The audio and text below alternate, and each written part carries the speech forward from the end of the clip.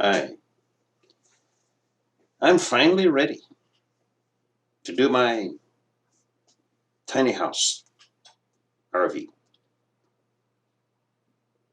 I want to take you on a walkthrough of the RV to show you what is done and what's not done. And this will be followed by videos of the projects that aren't done. Those videos will be done in a teaching fashion. So you will see in this video what sort of instructional videos and informative videos will be following. Here's the roof. It goes on when it's ready to go outside. This part is actually this pickup cap from 1988.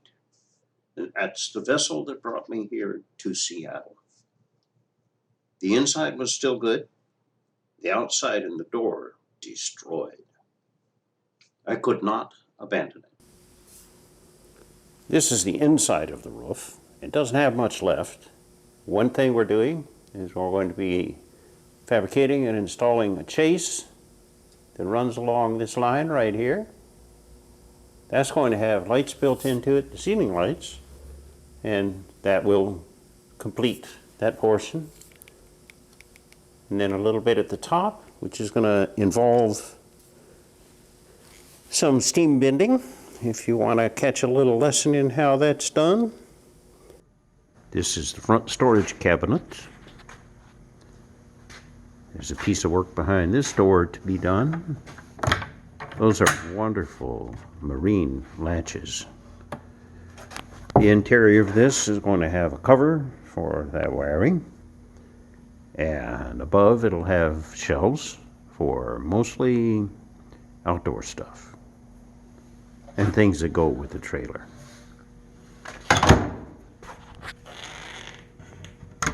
This is a 30-gallon propane tank. This door has storage above that thing. What that is a portable gray water tanks for hauling your gray water over to the pump out station, so you don't have to bring your old trailer. This is where you drain that gray water. That's the heater. And this is a vintage style water fill, gravity water fill. Next, this is the solar awning. And it has this shelf. There's also a protection device and holds it firmly in place so it does not rub. You release the shelf right here. You push that so that it can go down, and then drop the shelf down, and the panel becomes free. To raise the panel, you release this crank right here and just crank it up. Makes a cozy little grotto, so to speak. Lock it when you get it where you want it. Right there. And you're ready to sit down and have your pina colada. The steps are one of my favorite parts. We've got two these kind of slam latches. And you just let the steps down. The rails come with them. And you're done. And there we go. Won't you come in? Let's stop here for a second. I want to show you the wonderful painting on the entry door done by one of us, a woman who was making Japanese style lanterns. This is painting on silk adhered to lucite. And I saw what she was doing. I said, that fits. So I hired her to make this painting. And I think it's one of the best features. Okay. Now, come on in.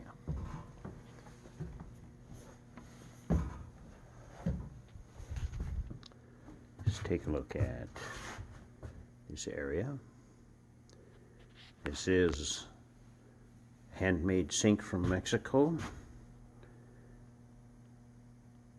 Nice swing faucet. A standard but very, very judicious cooktop, but standard RV fare because they won't let you use anything else. Right here we've got a chase that I've built that needs to be installed, has to wait. This is I'll back up so you can get a look at it. This is the closet, the water closet, except it doesn't have water because it's a portable toilet that goes in there. It's got a bifold swing, and it's designed to latch. I have a little design, I'm going to work that too. It's a little dropping weight to hold it in place, so you basically have a privacy screen from the rest of the camper. Here's your sink. That stands in place as the bathroom sink. And inside here, a little bit dark right there, we've already made a cover for the electrical. But right here we're going to be designing and building a little kind of medicine cabinet and cover for the wires. And that's going to be a nice wooden piece, kind of like the upper part of a hutch. And so that's another little project, not fully defined. Closed. Extra storage that will be outfitted. You just give me a second. That will be outfitted with drop-ins of various kinds, depending on what you want to carry.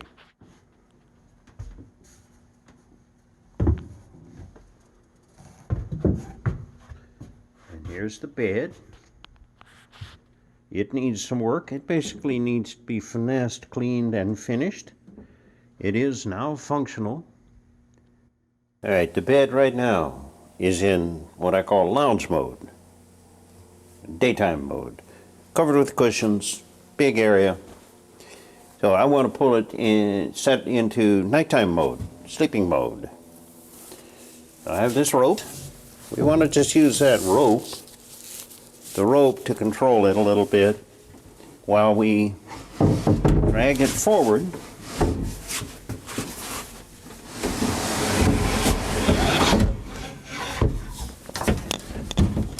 And drop it into place. It's clinched now. To put it back into launch mode, you give the back a little boost, you lift, and you slide.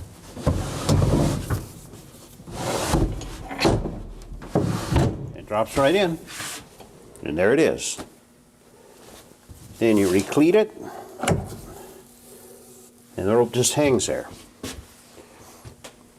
There's storage underneath. To get to the storage, you just lift the whole thing up. There's a hook that you can hang it by, right here. Get to your storage, do what you want to do.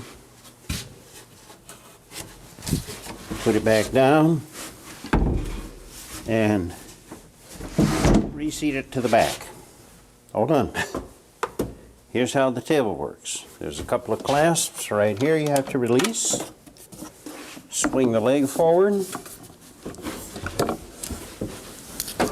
Set it down. You're done. Want to put it back up?